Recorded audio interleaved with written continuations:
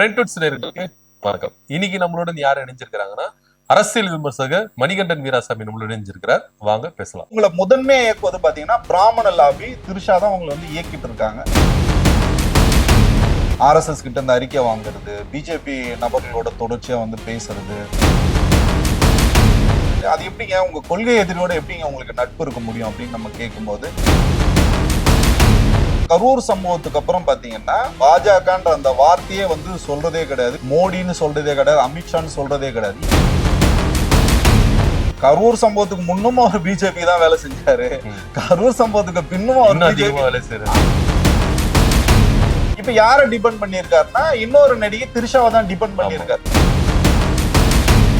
சினிமால வந்து 200 கோடி வாங்கினேன், நான் பார்க்காத படமா, நான் உச்சத்தை விட்டு வந்தெல்லாம் சொன்னீங்கல்ல, ஏன் இன்னைக்கு ஒரு தொகுதிக்கு 5 கோடி வாங்குறீங்க? விஜய் ஆதரிக்கிறவங்க என் புருஷனோட விஜய் தான் ரொம்ப பிடிக்கும், என் விஜய்க்காக நான் யார வேணாலும் போட்டு தள்ளுவேன், சோத்துல விஷம் வைப்பேன். கொள்கை எதிரின்னு ஒருத்தர சொன்னீங்கல்ல, அவரோட நீங்க வந்து கூட்டணி வைக்கிறீங்களா? அப்ப கொள்கை கரைஞ்சு போச்சா? உள்ளபடியே மான ரோஷம் இருக்கிறவன் நீ கட்சி விட்டு வெளில வந்துட்டான், விஜயை நோக்கி கேள்விகள் வந்து எழுப்பான். அதிமுக காலி, அவங்க காலி, இவங்க காலி, நான் கடைசியில யாரு காலியான பாத்தீங்கன்னா விஜய் தான் காலி இருக்கு. உன்னை தலைவரா ஏத்துக்கிட்டு வந்தாங்களா அந்த தொண்டர்களுக்கு ஒரு நல்ல தலைவனா இருக்கு? எதுவுமே கிடையாது. சரி, எதுவுமே அவனாயா மனுஷனா இருக்கையா நீ? விஜய் ஒரு மாற்று சக்தியா வருவார், விஜய் வந்து நல்ல ஒரு மெட்டீரியலா வருவாரு, மக்களுக்காக வேலை செய்வாரு, இதெல்லாம் உடைச்சாருன்னா முதல்வர் ஆவார் நான் சொல்லியிருக்கேன். கோடம்பாக்கத்துல இருந்து கோட்டைக்கு வருவார் நான் ஒரு நாள் நான் சொன்னதே இல்லை. இவங்க செய்யறது எல்லாம் பாத்தீங்கன்னா அயோக்கியத்தனமான அரசியல். சத்தியம் வந்து ஒரு சக்கரை பொங்கல் மாதிரி. ஆதவ அர்ஜுனா, சிடிஆர் ஆர்எஸ்எஸ் காரன், இவன் ஒரு ஆர்எஸ்எஸ் காரன், ஐஆர்எஸ் அருண்ராஜ் ஒரு ஆர்எஸ்எஸ் காரன், சத்யகுமார் வரைக்கும் ஆர்எஸ்எஸ் காரன் தான். விஜய் வந்து தமிழகத்துக்கு அரசியலுக்கு ஒரு சாபக்கேடு. தாவேகா வந்து இந்திய கூட்டணிக்குள்ள போகுது அப்படின்ற ஒரு செய்தி வந்துட்டு இருக்கு. இதோட நிலைப்பாடு என்ன? இப்போ கொள்கை எதிரின்னு சொல்லிட்டு அவர் பிரகடனம் பண்ணாரு. முதல் மாநாடே பாத்தீங்கன்னா கொள்கை பிரகடன மாநாடுன்னு சொல்லிட்டு விக்கிரவாண்டியில வந்து நடத்தினாரு. அப்போ வந்து சொன்னாரு, அவங்க வந்து பாசிசம்னா, ஐ மீன் பாஜக வந்து பாசிசம்னா நீங்க என்ன பாயாசமா அப்படின்னு வந்து சொன்னாரு. எந்த காலத்திலும் வந்து எங்களோட இந்த 2 கட்சிகளோட கொள்கை எதிரியோடும் அரசியல் எதிரியோடும், கொள்கை எதிரியான பிஜேபியோடும் அரசியல் எதிரியான திமுகவோடும் கூட்டணி இல்லைன்னு அப்படின்னு சொன்னார். ஆனா நம்ம வந்து தொடர்ச்சியா சொல்லிட்டு இருந்தோம், நம்ம ஏன் வந்து தாவேகா விட்டு வெளியேறணும் அப்படின்னா, இவங்க வந்து ரொம்ப தொடர்ச்சியாக ஆர்எஸ்எஸ் பிரமுகர்களோடும் ஆர்எஸ்எஸ் கிட்ட இந்த அறிக்கை வாங்குறது, பிஜேபி நபர்களோட தொடர்ச்சியா வந்து பேசுறது, அங்கிருந்து வந்து பணம் வந்து வாங்குறது, இந்த மாதிரி விஷயங்கள்லாம் நம்ம பார்த்துட்டு நம்ம கேட்கும் போது தான் இல்லைங்க அதெல்லாம் கிடையாதுங்க, நட்பின் ரீதியா நமக்கு வந்து அவங்க சப்போர்ட் பண்றாங்க அப்படிதான் சொன்னாங்களே. அது எப்படிங்க உங்க கொள்கை எதிரியோட எப்படிங்க உங்களுக்கு நட்பு இருக்க முடியும் அப்படின்னு நம்ம கேட்கும்போது இல்லைன்னு. அப்ப நமக்கு பல்வேறு தரவுகள் கிடைச்சதுனால நம்ம அந்த கட்சியை விட்டு நம்ம வந்து வெளியில வந்தோம். கரூர் சம்பவம் வந்து நடக்குது. அந்த கரூர் சம்பவத்துக்கு அப்புறம் பாத்தீங்கன்னா தொடர்ச்சியா வந்து இவர் வந்து அந்த பாஜகன்ற அந்த வார்த்தையே வந்து சொல்றதே கிடையாது, பிஜேபின்னு சொல்றதே கிடையாது, மோடின்னு சொல்றதே கிடையாது, அமித்ஷான்னு சொல்றதே கிடையாது. இப்படி எல்லாம் வந்து இருக்கும்போது கூட நம்ம தொடர்ச்சியா நிறைய இடங்கள்ல வந்து சொல்லியிருக்கோம், இவர் வந்து அவங்களோட டைஅப்ல தான் இருக்காரு, அவங்களோட போறாரு அப்படின்னு சொல்லும்போது நமக்கு எதிர்த்துலாம் அவங்க வந்து நிறைய காணொலிகள்லாம் வந்து போட்டாங்க. இவங்க வந்து காழ்ப்புணர்ச்சியின் காரணமா வந்து பேசுறாங்க. எங்க கிட்ட வந்து பதவி கேட்டாரு, மணிகண்டன் வீராசாமி எங்க கிட்ட பதவி கேட்டாரு, பதவி கொடுக்கல, பொறுப்பு கேட்டாரு, பொறுப்பு கொடுக்கல, எம்எல்ஏ சீட்டு கேட்டாரு, கொடுக்கல, அதனால எங்களுக்கு எதிராக பேசுறாரு. இவர் வந்து திமுக கைக்கூலியாக கோடிக்கணக்கான ரூபாய் வந்து திமுக கிட்ட வந்து வாங்கிட்டு இவர் வேலை செய்யறாருன்னு நம்ம சொன்னார். தாவேக்கால இருந்து வெளியேறவங்களுக்கு எல்லாருக்குமே இப்படி ஒரு ஆமா எல்லாருமே சொல்றாங்க. இப்போ நான் என்ன சொல்றதுன்னா, இப்ப சமீபத்துல என்னோட மகளுக்கு பிறந்த நாள் கூட நான் வந்து என் மகளோட இருக்கிற போட்டோவை என்னால சமூக வலைதளங்களோட பதிவிட முடியல. ஏன்னா நம்ம வந்து என் மனைவி புகைப்படத்தை போட்டாலும் என் குழந்தை புகைப்படத்தை போட்டாலும் ரொம்ப அருவருத்தக்க வகையில வந்து கமெண்ட் வந்து எழுதுறாங்க. சோ இதுதான் வந்து ஜனநாயகமா? இவங்கதான் நாளைக்கு வந்து அரசியல்ல வந்து என்னத்த மாற்றத்தை கொடுக்க போறான்னு நமக்கு வந்து தெரியல. நம்ம என்ன சொன்ன அப்பார்ட் ஃப்ரம் நம்ம வந்து அரசியல்னு பாத்தீங்கன்னா, இப்ப நீ எவனுமே சரியில்லை, திமுக சரியில்லை, அண்ணா திமுக சரியில்லை, பிஜேபி சரியில்லை, காங்கிரஸ் சரியில்லை, யாருமே சரியில்லை, நான் தான் வந்து இங்க மாத்த போறேன், உங்க ஒவ்வொருத்தர் வீட்டுக்குள்ளேயே நான் வரப்போறேன், ஒரு கிராமத்துக்கு வரப்போறேன் சொன்ன விஜய் அதுக்கப்புறம் நிலைப்பாட மாத்தி என்ன சொல்றாருன்னா, ஜெயிச்சதுக்கு அப்புறம் வருவான்னு சொல்றாரு. அதுக்கப்புறம் என்ன சொல்றேன், ஒரு வீட்லயும் விஜய் இருப்பாங்க, விஜய் இருக்காங்க அப்படின்னாரு. சார் உங்க வீட்டுல விஜய் இருக்காங்களா? உங்க பையன் உங்களுக்கு ஓட்டு போடுவாரா, இல்ல உங்க பொண்ணு உங்களுக்கு ஓட்டு போடுவாங்க, இல்ல உங்க மனைவி உங்களுக்கு ஓட்டு போடுவாங்க? உங்க பெத்த பாவத்துக்காக உங்க அப்பா அம்மா வேணா ஓட்டு போடுவாங்க. ஆனா இந்த இந்த இதுதான் வந்து இங்க வந்து முரணா நம்ம வந்து பாக்குறோம். ஏன்னா இதெல்லாம் யாரு பண்ணுவான்னு பாத்தீங்கன்னா ஆர்எஸ்எஸ் காரன் தான் பண்ணுவான். குடும்பத்தை வந்து விட்டுருவான், இயக்கத்துக்காக வந்து வேலை செய்வான். அதேதான் விஜயம் இன்னைக்கு வந்து ஃபாலோ பண்றாரு. கட்சி தொண்டர்களையும் பொதுமக்களையும் தன்னை நம்பி இருக்கிற குடும்பத்தையும் எல்லாத்தையும் விட்டுட்டு இன்னைக்கு வந்து பாஜக கிட்ட ஆர்எஸ்எஸ் கிட்ட சரணாகதி இப்ப இப்படி எடுத்துக்கலாமா சார்? கரூர் சம்பவத்துக்கு முன், கரூர் கரூர் சம்பவத்துக்கு பின். கண்டிப்பா. ஏன்னா பாஜகவுடைய நிலைப்பாட்டுக்கு ஆதரவாகவே கரூர் சம்பவத்துல எப்போ சிபிஐ வழக்கு தான் வேணும், விசாரணை தான் வேணும் அப்படின்னு ஒத்த காலில் நின்னாங்களோ அப்பதுல இருந்தே பாஜக கூட ஒரு இணக்கமான முடிவு வந்துட்டாங்களோ?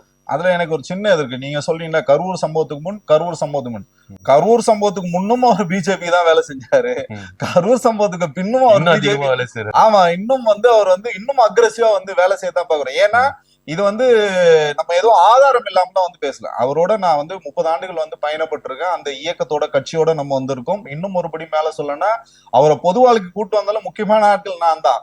அவர் வந்து ஜல்லிக்கட்டுக்கு நம்ம அவரை கூட்டு வந்திருக்கோம். அனிதா வந்து நீட்ல இறந்து போன தங்கை அனிதா வீட்டுக்கு கூட்டு வந்திருக்கோம். தூத்துக்குடி துப்பாக்கி சூடுக்கு நம்ம தான் வந்து ஸ்கிரிப்ட் ரைட்டர், முதல் ஸ்கிரிப்ட் ரைட்டர் நம்ம தான் அவருக்கு. நம்ம எல்லாம் நம்ம கொடுத்துருக்கோம். அப்ப நம்ம என்னதான் நம்ம அரசியல் மயப்படுத்தணும், இந்த வந்து இது ஒரு திராவிட மண்ணு, இது ஒரு பெரியார் மண்ணு, இது ஒரு சமூக நீதி மண்ணு, இங்க வந்து ஒரு கூட்டாட்சி தத்துவம் வந்து மத்தியில வந்து கூட்டாட்சி, மாநிலத்துல சுயாட்சி அப்படின்னு நம்ம வந்து என்னதான் நம்ம சொல்லி கொடுத்தாலும் அவரு எண்ணங்கள் முழுக்க எங்க போகுதுன்னு பாத்தீங்கன்னா யாரோ ஒருத்தர் டிபெண்ட் பண்ணி தான் இருக்கணும். சினிமாவா இருந்தாலும் சரி அப்பாவை டிபெண்ட் பண்ணி தான் வந்தாரு. அரசியலா இருக்கட்டும் பாத்தீங்கன்னா அவங்க அப்பா தான் வந்து எல்லாமே அவருக்கு இருந்தவர். அரசியல் கட்சின்னு வர்றதுக்கு முன்னாடி பாத்தீங்கன்னா அப்பாவை கழட்டி விட்டு புஷியானந்த டிபெண்ட் பண்ணியிருக்காரு. இப்ப புஷியானந்த கழட்டி விட்டு ஆதவர்ஜுனா டிபெண்ட் பண்ணியிருக்காரு. சோ இப்படி யாராவது ஒருத்தர் டிபெண்ட் பண்ணி அவர் இருக்கும்போது அவருக்கு ஒரு சுய சிந்தனையும் அவர் வந்து சுயமா ஒரு முடிவு எடுக்கணும் அப்படின்னு சொல்லிட்டு கிடையாது. இப்ப வந்து பாத்தீங்கன்னா அரசியலுக்கு வந்து சினிமால வந்து அவர் வளர்த்து விட்டு அவரோட மனைவி குழந்தைகள் இப்ப தேவையில்ல, அப்பா தேவையில்ல. இப்ப யார டிபெண்ட் பண்ணியிருக்காருன்னா இன்னொரு நடிகை திரிஷாவை தான் டிபெண்ட் பண்ணியிருக்காரு. அப்ப நீங்க யாராவது டிபெண்ட் பண்ணி இருக்கும் போது அப்ப உங்களுக்கு சுய சிந்தனையோ மக்கள் மேல உங்களுக்கு ஒரு ஆர்வமோ இந்த அரசியல் மேல ஆர்வமோ இந்த அரசியல் நிலைப்பாட உங்களால எடுக்க முடியல. யாரோ ஒருத்தர் சொல்லுகின்ற அந்த விஷயத்துக்குள்ள விஜய் போய் மாட்டிக்கிட்டாரான்னு நமக்கு தோணுது. அப்படிதான் வந்து இவர் பாஜக வலையில வந்து சிக்கி. இப்போ வந்து மாற்று அரசியல் கொடுக்க போறேன், திமுக அதிமுக ஒரே பேட்டர்ல அரைச்சமாவே அரைச்சுட்டு இருக்காங்க, நான் புதுசா அரைக்கிறேன் அப்படின்னு சொல்லிட்டு விஜய் அவர்கள் வந்தார். சொல்ல போனா கடந்த தஞ்சாவூர் மாவட்டத்துல நடந்த மக்கள் சந்திப்பு கூட்டத்துல கூட தமிழ்நாட்டுக்கான உரிமைகளை நான் ஆட்சிக்கு வந்துட்டா விஜயோ தாவேக்கா கட்சியோ ஒன்றியத்துக்கு அடிமையா இருக்குது, எப்படி அவங்க கிட்ட உரிமையா பேசி வாங்க முடியுமோ வாங்கிடுவேன் அப்படின்னாரு. இப்படியெல்லாம் வீரவசனம் பேசிட்டு இப்ப என்டிஏ கூட்டணிக்குள்ள போயிட்டு அடைக்கலமாக்குறாருன்னா விஜயோட அரசியல் நிலைப்பாடு எப்படியா இருக்குன்னு நம்ம எடுத்துக்கலாம். இல்ல அதை பத்தி நம்ம தான் கவலைப்படுறோம். இப்படி ஒரு மனிதர் வந்தாரு, இப்படி ஒரு அரசியல் நிலைப்பாடு வந்தாரு, பல்வேறு இளைஞர்கள் வந்து அரசியலுக்காக வந்து வெளியெடுத்துட்டு வந்து விஜய்க்கு வந்து முக்கியமான பங்கு இருக்கு. நம்ம இன்னைக்கு என்னதான் விமர்சனம் பேசினாலும் இந்த விஜயோட அரசியல் வருகைக்கு அப்புறம் பாத்தீங்கன்னா பல்வேறு இளைஞர்கள் நீங்க வெள்ளை சட்டை போட்டுக்கிட்டு நானும் அரசியல்வாதின்னு சொல்லிட்டு அவங்களுக்கு வந்து கொள்கை இருக்கா அரசியல் தெரியுமான்லாம் தெரியாது. ஆனா நானும் ஒரு அரசியல்வாதி அப்படின்னு சொல்லிட்டு இன்னைக்கு வந்த இளைஞர்களுக்கு வந்து இவர் உள்ளபடியே துரோகம் செஞ்சிருக்காரு. இப்ப நீங்க வந்து தஞ்சாவூர்ல வந்து நீங்க பேசுனீங்க, உள்ளபடியே நம்ம சரி ஓகே பரவாயில்ல பொழுது ஏதோ ஒண்ணு பேசுறாரு அப்படின்னு நம்ம நினைச்சோம். அங்கேயே வந்து சொன்னீங்க அடுத்த ஜென்மத்துல நான் விவசாயியா பிறக்க போறேன், விவசாயி மகனா பிறகு அடுத்த ஜென்மெல்லாம் தேவையில்ல சார், இந்த ஜென்மத்திலே நீங்க பண்ணலாம். அண்ணாமலையே வந்து இன்னைக்கு விவசாயியா மாறிட்டாரு சார். வந்து ஐஏஎஸ் இருந்தாரு, ஐஏஎஸ் பதவி வந்து ரிசைன் பண்ணிட்டு பாஜகவுல வந்து வந்தாரு. அறிவாலய செங்கல்ல வந்து ஒண்ணு உருவ போறோம்னு சொல்லலாம். கடைசியில கட்சியில இருந்து அவரை உருவிட்டாங்க. உருவி இன்னைக்கு போயிட்டீங்கன்னா பால் பண்ண வச்சுட்டு மாட்டு சாணி அள்ளிக்கிட்டு அவரு வந்து இருக்காரு, விவசாயியா மாறிட்டாரு. அண்ணாமலையோட நீங்க பெரிய படிப்பாளி கிடையாது. அண்ணாமலை வந்து இன்டர்நேஷனல் லெவல்ல வந்து அண்ணாமலை தெரியுங்க. அண்ணாமலை வந்து இன்னைக்கு எவ்வளவு வேலைகள் வந்து செஞ்சிருக்காரு. வந்து திமுக ஃபைல்ஸ்ன்னு சொல்லிட்டு எதுவுமே கவர்னர் கிட்ட கொடுத்தாரு, ஒரு பெரிய ட்ரங்க் போட்டி ஃபுல்லா எதுவுமே கொடுத்தாரு. அதை வச்சு எவ்வளவு வந்து அரசியல்ல பணம் சம்பாரிச்சு இன்னைக்கு தலைவர் செட்டில் ஆயிட்டாரு. இன்னைக்கு எல்லாருக்குமே என்னன்னு பாத்தீங்கன்னா அரசியல் வந்து ஒரு பிழைப்பாக இருக்கிறது. இப்ப நீங்க விஜய் பாத்தீங்கன்னா சினிமால வந்து 200 கோடி வாங்கினேன், நான் பார்க்காத பணமா, நான் உச்சத்தை விட்டு வந்தெல்லாம் சொன்னீங்கல்ல, ஏன் இன்னைக்கு ஒரு தொகுதிக்கு 5 கோடி வாங்குறீங்க? ஒரு தொகுதிக்கு 5 கோடின்னு சொல்லி 250 தொகுதிக்கும் 1170 லம்பா கேஸ் அடிச்சிட்டீங்க. இது இல்லாம ஃபண்ட் ரைஸ் பண்றேன்னு சொல்லிட்டு அங்கங்க பிச்சை எடுத்து இன்னைக்கு வந்து பெரிய தொழில்கிட்ட 2000 கோடில இருந்து 3000 கோடில இருந்து 5000 கோடி வரைக்கும் பணத்தை சம்பாதிச்சுங்க. நீங்க ஒட்டு மொத்தமா நீங்க இத்தனை 33 ஆண்டுகள சினிமா வாழ்க்கையில என்ன சம்பாதிச்சாரு விஜய், அதை விட 2 மடங்கு பணத்தை வந்து சம்பாதிச்சிட்டாரு. இது எதுவுமே தெரியாம விஜய் ஆதரிக்கிறவங்க என் புருஷனோட விஜய் தான் ரொம்ப பிடிக்கும், ம். என் விஜய்க்காக நான் யார வேணாலும் போட்டு தள்ளுவேன், சோத்துல விஷம் வைப்பேன், ஆமா. நான் வந்து ஆணா இருந்தாலும் பரவாயில்ல, நான் வந்து ஆபரேஷன் பண்ணி பெண்ணா மாதிரி கல்யாணம் பண்ண சொல்றதெல்லாம் உள்ளபடியே நீங்க எல்லாம் வந்து விஜய் என்னவா இருக்காரு, பொழைக்க தெரிஞ்ச ஆளா இருக்காரு, பொண்டாட்டி புள்ளைய கூட விட்டுட்டு வந்து நான் வந்து திருஷா கூட இருந்துப்பேன், பொதுவெளியில நான் கூட்டு வருவேன்னு சொல்லிட்டு அவ்வளவு டிரான்ஸ்பரன்சியா எதுன்னா பணம். ம். பணம்ன்ற ஒரே ஒரு ஒற்றை இலக்க நோக்கி தான் அவர் நகரும் போது தயவு செஞ்சு நீங்க வந்து புரிஞ்சுங்க. நீங்க விஜய வந்து ஆதரிக்கனா விஜயை நோக்கி கேள்வி கேளுங்க. சார் நீங்க பண்ற அரசியல் சரியா, கொள்கை எதிரின்னு ஒருத்தர சொன்னீங்கல்ல, அவரோட நீங்க வந்து கூட்டணி வைக்கிறீங்களா, அப்ப கொள்கை கரைஞ்சு போச்சா, நான் ஏன் உன் பின்னாடி வரணும்னு இன்னைக்கு வந்து கேட்கணும். அதுதான் வந்து ஒரு ஒரு ஜனநாயகம். அதுதான் வந்து இன்னைக்கு ஒரு ஆரோக்கியமான அரசியல் வந்து முன்னெடுக்கும். அப்படி வந்து விஜயும் கிடையாது, அந்த தொண்டர்களும் இல்ல.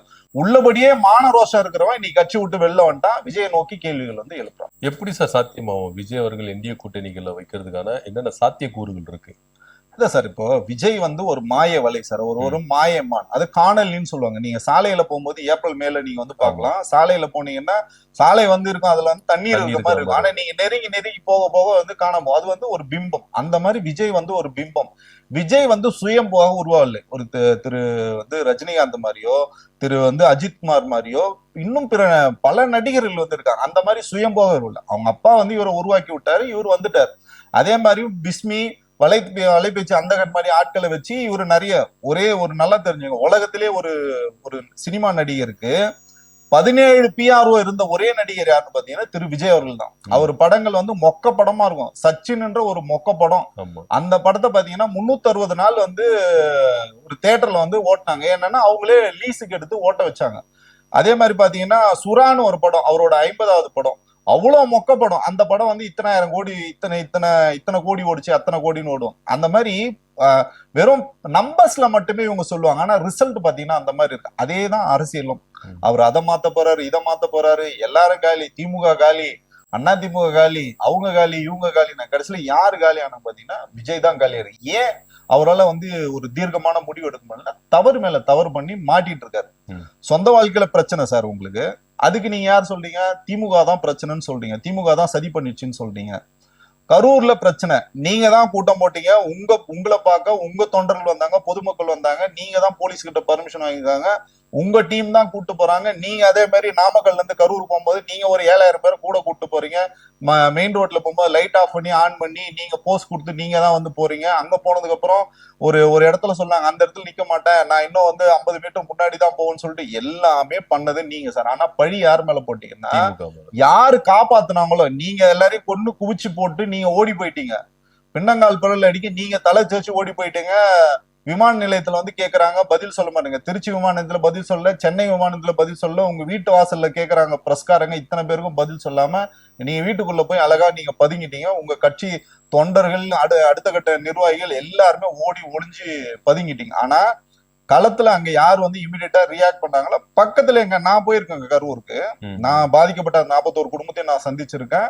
அந்த அரசு மருத்துவமனை பக்கத்திலே செந்தில் பாலாஜி அவர்களோட வீடு இருக்கு. 5 நிமிஷத்துல நடந்து வந்தா கூட 5 நிமிஷம் வந்தாங்க. அவர் வந்து நிக்கிற உடனே கேள்வி கேட்கறீங்க, செந்தில் பாலாஜி எப்படி உடனே வந்தாரு? உள்ளூர்காரி அவர் வருவாரியா? அந்த அறிவு கூட உனக்கு இருக்கா இல்லையா? அவர் வராரு, ரெஸ்கியூ பண்றாங்க. திரு செந்தில் பாலாஜி மட்டும் கிடையாது, எல்லா கட்சி பிரமுகர்களும் வந்தாங்க. இன்னைக்கு வந்து மக்களை வந்து காப்பாத்துறாங்க. இல்லைன்னா இந்த எண்ணிக்கை 100 தாண்டி இருக்கும். இதுதான் வந்து அங்க நிதர்சனமான உண்மை. மாவட்ட வந்து நிர்வாகம் முழுக்க இயங்குச்சு. பக்கத்து மாவட்டத்துல இருந்தா டாக்டர்ஸ் வர வச்சாங்க. இதெல்லாம் நடந்தது. அதுலயும் நீங்க வந்து என்னென்னலாம் கட்டுக்கதைகள் சொல்ல முடியுமோ வந்து பொய்களை வந்து பரப்புனீங்க. நீங்க வந்து கான்ஸ்பிரன்சி தியரியை வந்து நீங்க பரப்பி விட்டீங்க.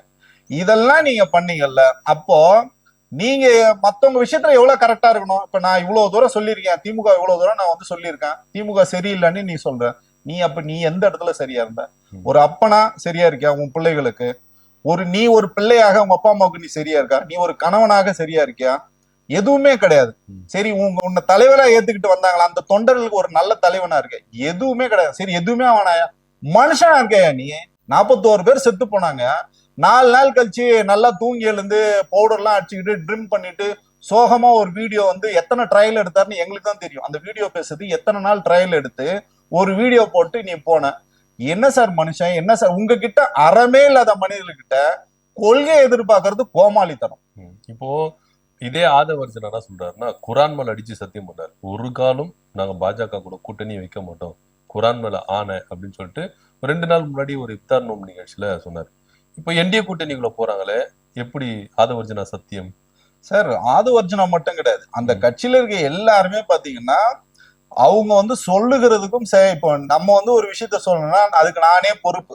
இப்ப நான் தாவேக்கால இருக்கேன், தாவேக்கால நான் இருந்தேன், விஜயோட இருந்தேன். இப்ப நான் விஜய் ஆதரிச்சு பல காணொலிகள் வந்து மெயின் ஸ்ட்ரீம்லயே வந்து ஊடகங்களை நான் பேசும்போது இப்போ என்ன வந்து ட்ரோல் பண்றாங்க, நிறைய வீடியோ எடுத்து போட்டு அன்னைக்கு நீங்க இப்படி பேசுனீங்க இன்னைக்கு இப்படி பேசும்போது அதுக்கும் நான் பொறுப்பு, இதுக்கும் நான் பொறுப்பு. நான் வந்து அன்னைக்கும் நான் சொன்னேன்னா விஜய் ஒரு மாற்று சக்தியா வருவார், விஜய் வந்து ஒரு ஒரு நல்ல ஒரு மெட்டீரியலா வருவாரு, மக்களுக்காக வேலை செய்வாரு, இதெல்லாம் உழைச்சாருன்னா முதல்வர் ஆவார் நான் சொல்லியிருக்கேன்.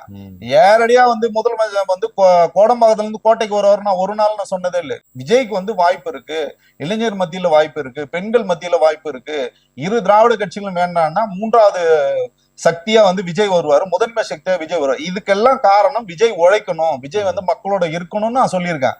இப்ப அவர் உழைக்கல, மக்களோட இல்ல, அப்ப விஜய் ஆட்டோமேட்டிக்கா தோத்து போயிடுவாரு. இதெல்லாம் அவர் பண்ணலன்னு சொல்லிதான் நம்ம வெளியிலேயே வரோம். நீ வந்து பிஜேபியோட நீ வந்து கள்ள கூட்டணியில இருக்க, இவர் சொல்றாரு திமுகவும் வந்து பாஜகவும் கள்ள கூட்டணி சொல்ல, உள்ளபடியே கள்ள கூட்டணி யாரு இருக்காங்கன்னா பிஜேபியோட விஜய் தான் கள்ள கூட்டணியில இருக்காரு. இந்த தரவுகள் நம்மள கேள்வி கேட்கிற இந்த சமூகம், இந்த பொது புத்தியில இருக்கிறவங்க, திரு மணிகண்டன் வீராசாமி ஒரு சாதாரண பையன், நான் வந்து ஒரு கிராமத்துல இருந்து வந்து ஒரு விவசாயியோட பையன், நம்மளே வந்து ஒரு மனசாட்சியோட நம்ம இருக்கோம், நம்ம வந்து ஒரு பொறுப்புணர்ச்சியோட இருக்கோம், ஒரு ஊடகத்துல நம்ம பேசும்போது பொறுப்போட.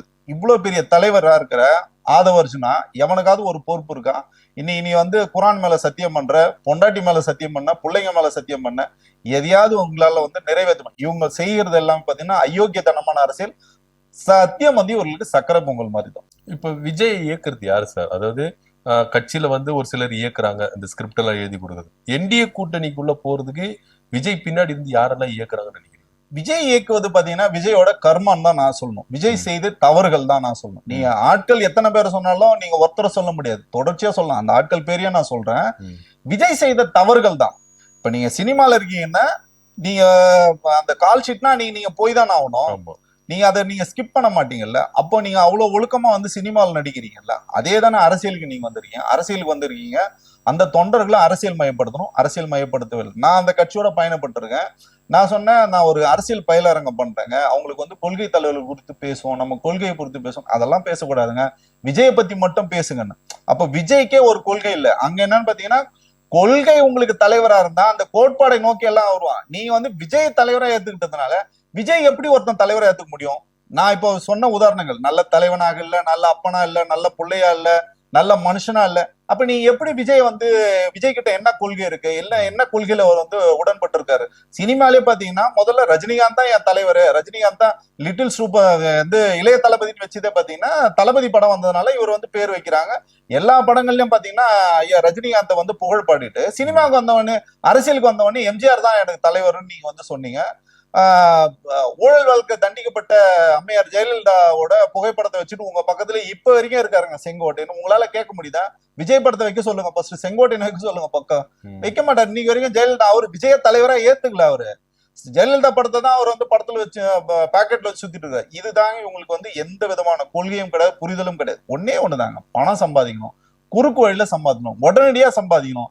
யாரெல்லாம் பயன்படுத்தணும்னா பொதுமக்களை பயன்படுத்தலாம், குடும்பத்தை பயன்படுத்தலாம், பொண்டாட்டி பிள்ளைய பயன்படுத்தலாம், எத்தனை பேர் செத்தாலும் எனக்கு கவலை இல்லைன்னு சொல்றேனே. உள்ளபடியே இந்த மாதிரி ஒரு அரசியல் அறிவற்ற, அறமற்ற, மனசாட்சியற்ற மனிதரை நான் உலகத்திலே போத்தல. இதோட மொத்த உருவமா விஜய் இருக்காரு. விஜயோட யாரெல்லாம் போட்டி போறான்னு பாத்தீங்கன்னா கள்ளலாற்றி மார்டினோட மருமகன். இவர் பாத்தீங்கன்னா எந்த கட்சியிலுமே கிடையாது, ஐபேக்னு ஒரு நிறுவனத்துல வேலை பாக்குறாரு, திமுக போய் வேலை பாக்குறான். அவங்க வந்து அதுக்கான சம்பளம் வந்து கொடுத்துறாங்க. ஆனா அங்கேயே போய் டீல் பேசுறாரு, 100 கோடி ரூபாய் கொடுக்குறேன், எனக்கு எம்பி சீட்டு கொடுங்க, வெளில போட அயோக்கிய ராஸ்கல்னு சொல்லிட்டு அவங்க விரட்டி அடிச்சாங்க. உடனே போயிட்டு விசிகால போய் சேர்றாரு, கோடி கோடியா பணங்களை செலவு பண்றாரு. 10 கோடி ரூபாய் கொடுத்து திருச்சியில வந்து தேசம் காப்போம் மாநாடுன்னு வந்து போறாரு. முழுக்க இவரே செலவை ஏத்துக்கிறாரு. அப்போ உடனே பண்றாருன்னா ஆட்சியத்துல பங்கு கேளுங்கன்னு திமுக கிட்ட சொல்லும் போது இது வேற யாரோ சொல்லுவாங்க, இது வந்து RSS ஓட அஜெண்டான்னு சொல்லிட்டு அவர் விரட்டி அடிக்கிறாரு. அங்கிருந்து நீங்க எங்க போறீங்க? நேரடியா பிஜேபி சொன்னதுனால நீங்க வந்து விஜயோட போறீங்க. இப்ப விஜய் தானே சொல்லியிருக்காரு, ஆதவர்ஜுனா தானே சொல்லியிருக்காரு, சாரி புஷியானந்த் சொல்லியிருக்காருல, சைக்கிள் மிதிச்சு வந்தவங்க போஸ்டர் ஓட்டினவங்களுக்கு தான் பதவி சொன்னாங்க. ஆமா. எங்க சைக்கிள் ஓட்டினாரு இவரு, எங்க வந்து போஸ்டர் ஓட்டினாரு? இருக்கிற எவனை வேணாலும் நீங்க கேட்டு பாருங்க. ஆதவ அர்ஜுனா, சிடிஆர் RSS காரன், இவன் ஒரு RSS காரன், வந்து ஐஆர்எஸ் அருண்ராஜ் ஒரு RSS காரன், RSSல இருந்து நிறைய பேர் இப்ப கடைசியா வந்து அந்த சத்யகுமார் வரைக்கும் RSS காரன் தான். அப்ப இந்த மாதிரி ஆட்கள்லாம் நீங்க பக்கத்துல வச்சுக்கிட்டு உங்ககிட்ட என்ன கொள்கை இருக்கும், என்ன சித்தாந்தம் இருக்கும், உங்களை இயக்குவது இவர்கள் தான். இதை தாண்டி உங்களை முதன்மையா இயக்குவது பாத்தீங்கன்னா பிராமண லாபி திருஷா தான் உங்களை வந்து இயக்கிட்டு இருக்காங்க. சோ இப்படிதான் வந்து இருக்கும்போது நீங்க ஒரு நல்ல முடிவோ, தெளிவான முடிவோ, மக்களுக்கான முடிவோ, தமிழ்நாட்டை ஒரு நல்வழிப்படுத்தணுன்ற முடிவோ விஜய் வந்து எடுக்க முடியாது. விஜய் வந்து தமிழகத்துக்கு அரசியலுக்கு ஒரு சாபக்கேடு.